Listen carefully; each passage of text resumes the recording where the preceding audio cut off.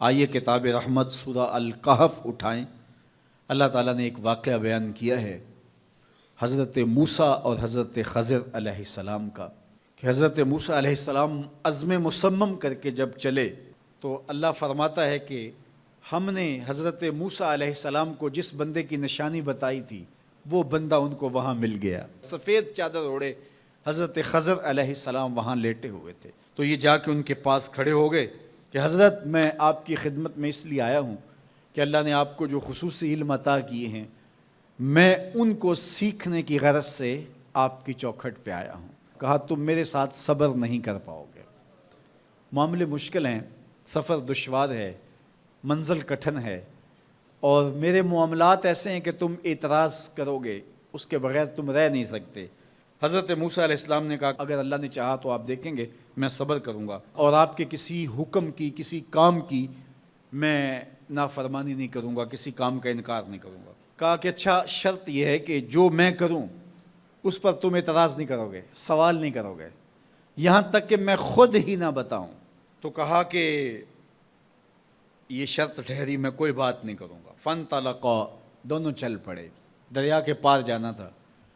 جو کشتی کا مالک تھا، کشتی بان تھا، وہ حضرت خضر علیہ السلام کو جانتا تھا تو اس نے کرایہ بھی نہیں لیا، لیکن جب کشتی پر سوار ہوئے تو عصا مار کے حضرت خضر علیہ السلام نے کشتی کا ایک پھٹا توڑ دیا۔ تو بے ساختہ حضرت موسیٰ علیہ السلام نے کہا آپ نے پھٹا توڑ دیا، یہ سارے ڈوب جائے؟ کہا میں نے کہا تھا نا تم میرے کاموں پہ صبر نہیں کر پاؤ گے۔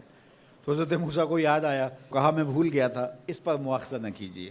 پھر دونوں چل پڑے، بچے کھیل رہے تھے، ایک خوبصورت لڑکا وہ بھی بچوں میں کھیل رہا تھا۔ حضرت خضر آگے بڑھے اور اس کی گردن مروڑ دی، اس کو قتل کر دیا۔ صاحب شریعت تھے حضرت موسیٰ علیہ السلام، نہ رہ سکے، پھر بول پڑے ایک جان کو بغیر کسی جان کے بدلے میں قتل کر دیا، اس نے گوایا کیا تھا ہمارا؟ آپ نے بہت ہی جو ہے وہ غلط کام کیا، یہ کام اچھا نہیں کیا آپ نے۔ کہا میں نے کہا نہیں تھا کہ تم میرے ساتھ صبر نہیں کر پاؤ گے۔ کہا ایک موقع اور دے دیجئے، اب اگر میں نے کوئی اعتراض اٹھایا تو پھر دوبارہ مجھے آپ اپنی صحبت میں نہ رکھیے، عذر تمام ہو جائے گا۔ پھر دونوں چل پڑے، یہاں تک کہ ایک بستی میں دونوں آئے تو آپ نے بستی والوں سے کہا کہ ہم مہمان ہیں، آپ ہماری مہمان نوازی کیجیے، کھانا کھلائیے۔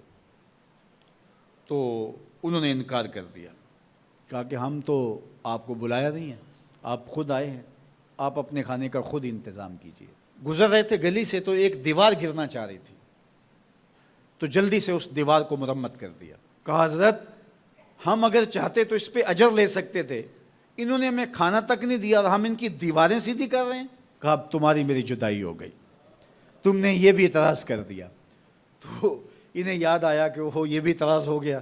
اب میں تمہیں بتاتا ہوں کہ یہ 3 کام میں نے کیوں کیے۔ اللہ اکبر۔ اب سنیے، قرآن ہمیں بتاتا ہے کہ ظاہری علم بھی ہوتا ہے لیکن کوئی باطنی علم بھی ہوتا ہے۔ کہا وہ پہلی بات کشتی والی سنو، یہ 2 مسکین بچوں کی کشتی تھی، ان کے گھر کا چولہا اس کی کمائی سے جلتا تھا۔ دریا کنارے کنارے ایک ظالم بادشاہ رہا تھا جو لوگوں کی کشتیاں چھین رہا تھا، ہم نے تھوڑا سا عیب لگا دیا، وہ ٹوٹی کشتی چھوڑ کے چلا گیا۔ اب وہ تھوڑے سے پیسے لگا کے کشتی مرمت کرا لیں گے، گھر کا چولہا جلتا رہے گا، بتاؤ اچھا کیا یا برا کیا؟ کہا رہی بات اس بچے کی جس کو ہم نے قتل کیا، اس کے ماں باپ مومن تھے، نیک تھے، صالح تھے، بچے نے بڑا ہو کے بہت برا ہونا تھا، ہم نے اس کو قتل کر دیا، اللہ اس کے بدلے ان کو بہتر اولاد دے گا۔ علماء تفسیر نے لکھا ہے اس بچے کے بدلے میں اللہ نے ان والدین کو ایک بیٹی عطا کی جس کی نسل سے 70 نبی پیدا ہوئے۔ دیوار کی کہانی بھی سن لیجئے، یہ شہر کے 2 یتیم بچوں کی دیوار تھی اور اس کے نیچے ان کا خزانہ تھا اور ان کا باپ بڑا نیک تھا۔ خزانہ دیوار کے نیچے ہے، دیوار گرنا چاہ رہی ہے، کسی معمولی دھکے سے گر جاتی۔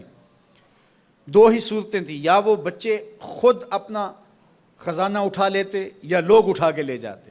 لوگ اٹھا کے لے جاتے پھر بھی ہاتھ میں کچھ نہ آیا، اور اگر وہ خود اٹھا لیتے تو بچے ہیں، بچپنے کی وجہ سے وہ اس کو اڑا دیتے۔ تو ہم نے اس کے اوپر دیوار کھڑی کر دی، جب تک وہ اس قابل نہیں ہو جاتے کہ یہ خزانہ نکال کے اس کو صحیح مصرف پہ لگا سکیں، اتنی دیر تک دیوار گرے گی نہیں۔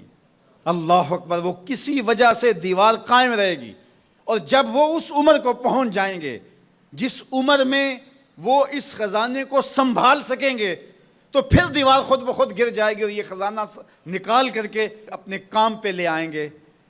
میں جب پہلی مرتبہ اس کو جو ہے وہ غور کے ساتھ تلاوت کیا تو مجھے یہ لگا کہ اس کا انطباق پاکستان کے حالات پہ بھی ہو سکتا ہے، اس لیے کہ یہ بھی یتیموں کا سرمایہ ہے۔ کتنے یتیم روتے بلکتے رہ گئے اور ان کے سر سے جو ہے وہ سائے اٹھ گئے اس وطن کے لیے، لیکن میرے مالک نے اس ملک کے خزانوں پر گہرے پہاڑ اور بڑی بڑی دیواریں کھڑی کر دی ہیں۔ جب تک یہ قوم بلوغت تک نہیں پہنچے گی اتنی دیر تک وہ خزانے ظاہر نہیں ہوں گے، اور جب یہ قوم اپنی بلوغت تک پہنچے گی، شعوری بلوغت، فکری بلوغت، علمی بلوغت، اور رب سے جو وعدہ کیا تھا پاکستان کا مطلب کیا، لا الہ الا اللہ، جب اس بلوغت تک یہ پہنچ جائے گی، اس وعدے کی تکمیل ہوگی، پھر رب دیوار ہٹا دے گا اور پاکستان کو اللہ اتنے خزانے دے گا اور پاکستان ایسا مالا مال ہوگا دنیا دیکھنے آئے گی انشاءاللہ۔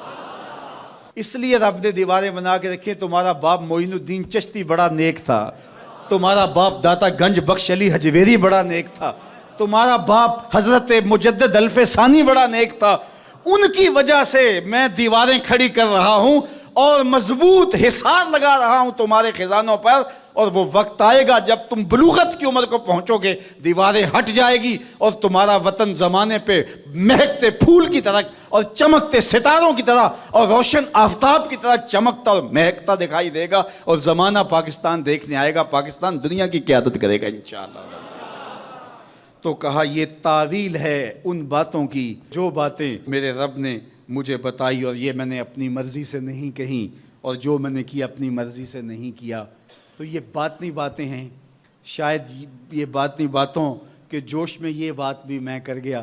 وہ کیا کسی نے کہا تھا کہ بھری محفل میں ایک راز کی بات کہہ دی، بڑا بے ادب ہوں سزا چاہتا ہوں۔